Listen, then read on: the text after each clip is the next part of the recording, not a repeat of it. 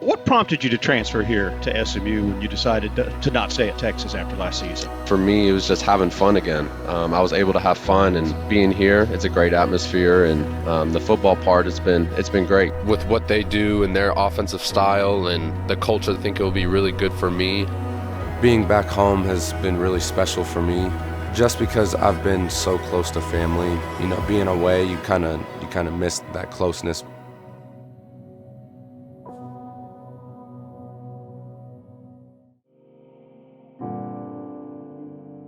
My senior year, our first playoff game, it was our first playoff game to ever play at home. We were actually down. One of my best friends, Draven, caught a kick return and housed the thing, and we ended up winning the first playoff game here, and it was nuts, absolutely nuts.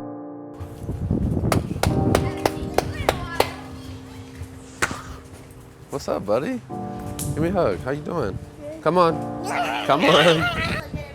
Coach, what's up? Thank you. Good? Yep. No, not at all. Everything's good?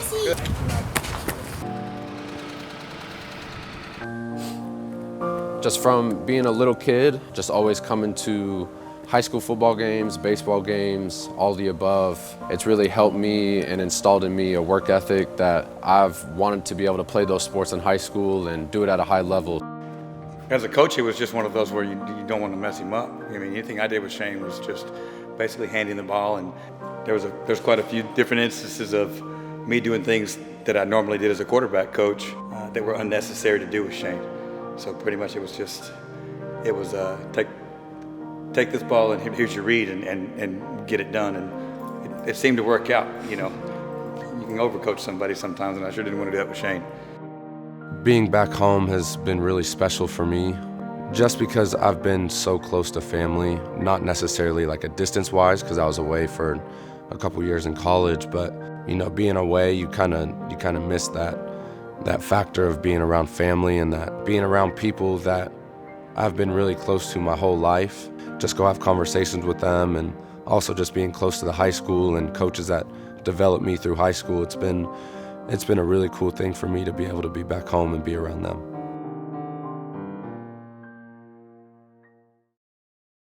At Park Place, we wondered, what if you could have a high-performance experience both in and out of the dealership? What if anytime your needs changed, your luxury car could change with them? What if the showroom could be your living room, and an incredible selection of the world's most amazing brands was as close as the nearest screen?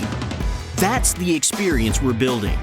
Anytime, anywhere, any way you want. Making Park Place your place.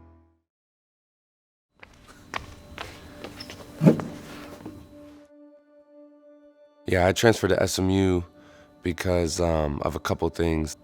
You know, one is the opportunity to play. I think it was a great opportunity for me to come in and be able to battle for the spot. Also, I was close to home. Being close to family has been really nice, you know, just being around them and have them there. And then also, I'm able to be in the business school for grad school, so it was really a win-win situation for me.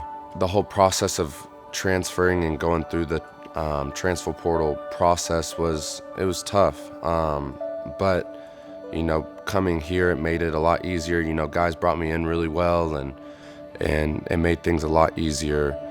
Before he like able to practice and things like that, he used to come over to the house with me and James, and we just chill. I have this little basketball goal in my house, and we literally shot on it for hours, just going back and forth. He win, I win, he win, I win. I win most of them, but you know, I respect his competitive nature, man, and not just football, just all aspects of life. I got to know him as a person first before I got to know him as a player. And then he got on the field and he showed us what he can do. And I've heard about him since high school, so I knew what he was capable of. And he got to fall camp and just balled out, and hasn't looked back ever since. The process of coming in and being around a whole new team was different. It kind of reminded me of being a freshman whenever I first got into college. But you know, coming in, being in my position, you want to be a vocal guy, but you also want to gain the respect of others. So I just had to put my head down and work and try to do the best I could. And Shane Buechele, he's a leader. He takes control of our team, and he was voted captain. That's huge. it's hard to get a team around you, around a new guy and so fast, you know. And Shane came in and he didn't try to be nobody he wasn't. He was just being himself. We all rallied around him and he just makes us better, you know. He always wanted to put in the extra work, just coming in, being a new quarterback, trying to build a bond early on during the summer. And that was big because, you know, sometimes some guys come in and they're kind of quiet and just trying to feel around. It's kind of like we knew Shane already before he got here. He's super competitive. Like, he doesn't like to lose. I can just tell, like, by his demeanor on the field, like, he's all about his business. He's all about us, and he just wants to win, and I love that about him. He's just a leader. I mean, so really not much that can be said about him. He's a good leader. He stays very poised, and it certainly shows when it's in the game. Like when we're warming up, I mean, him and Shane, because it's Shane on defense, they always doing the warm-up stretches, being funny during practice. Every time we do the warm-ups, I mean, he's an active guy. I mean, being voted team captain was really cool. It's always been a goal for me going into college, and every year I've played, I've always wanted to be a team captain. So, you know, just gaining the respect of the guys that quick and just showing what I can do, it was really special for me. Without being verbal about it, it's like he demands perfection. He demands excellence. And, man, I don't think anybody saw this, but it was just his wit about the game. I think we were playing UNT, and it was right before a quarter ended, and we had a play called. And we couldn't run the play, but he put Free back at quarterback. It was like he called like a dummy play, and like went out to wide receiver and just let the clock run out. You know, just to, you know, his wits about the game, man, his knowledge of the game. Like it wasn't very huge deal, but it was super creative, and I really appreciate it. You know, it was fun watching that. You know, I think what makes this team so special is how close we are, and you know, the relationship that we have with each other.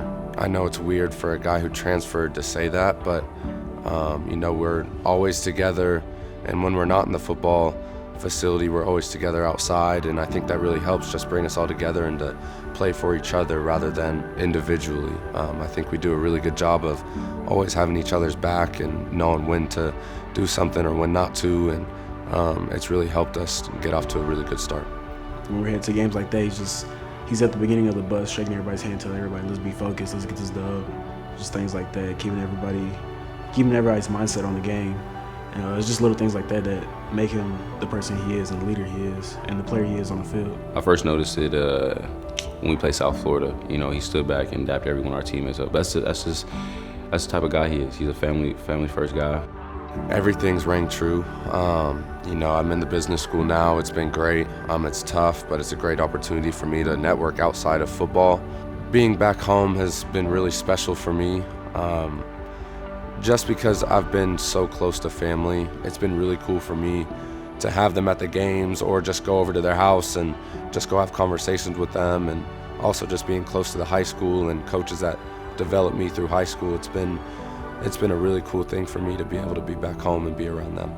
You know, Dallas-Fort Worth is his home, and you know, he's comfortable here. He's got friends and family here. You know, I think he feels at home, and I think that makes the transition so much easier. You know, when you're leaving someplace and you know what to expect and what you're getting into, it makes it so much easier to come and be a part of it.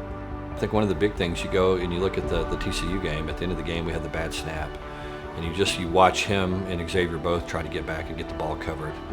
You just saw the effort, the desire to you know, make a play in that situation, and you know, and one thing about Shane that I love, he just doesn't panic. You know, he's just he has a lot of confidence in himself and his teammates.